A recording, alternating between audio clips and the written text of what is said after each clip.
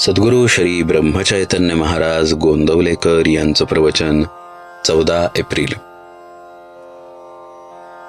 संत आपल्याला जागे करतात.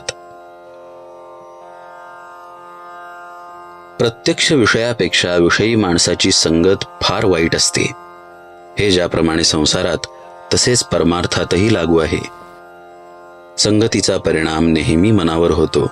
म्हणून चांगल्या विचारांच्या माणसाची संगत धरावी. चांगले वाईट हे नेहमी आपल्यावरूनच ओळखावे. स्वतःला सुधारण्याऐवजी आपण जगाची सुधारणा करायला जातो, हेच आपले चुकते.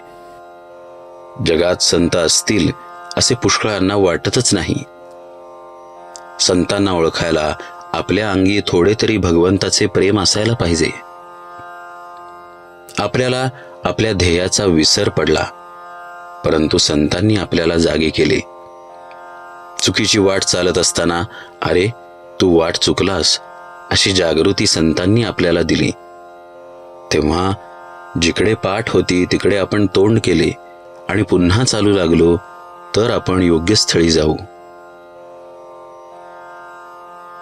संत आनंदरूप झाल्यावर स्वस्थ बसत नाहीत. ते ज्या लीला करतात त्या जगाच्या कल्याणासाठी असतात. त्यावेळीही ते आपल्या मूळच्या आनंदातच असतात. ते स्वस्थ बसलेले दिसले तरी जगाचे कल्याण करतच असतात.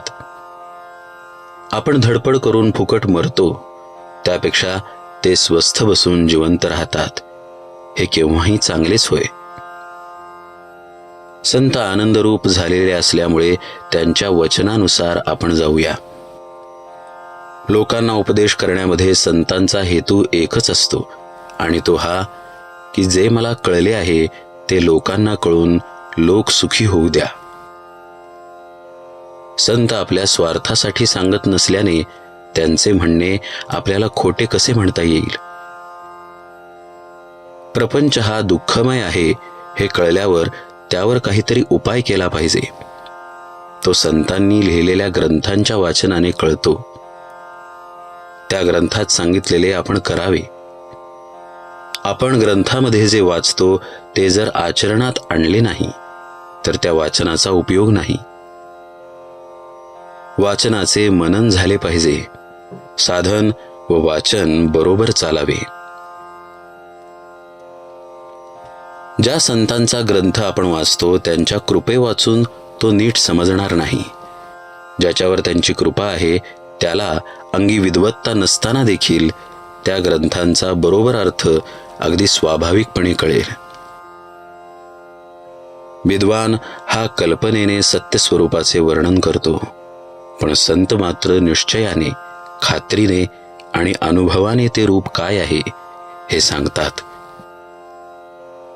सत्पुरुषांच्या वचनावर विश्वास ठेवून त्याप्रमाणे वृत्ती बनवणे हा खरा सत्समागम आहे.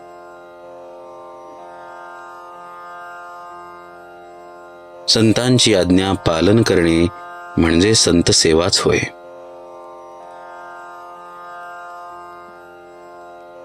जानकी जीवन स्मरण जय जय राम.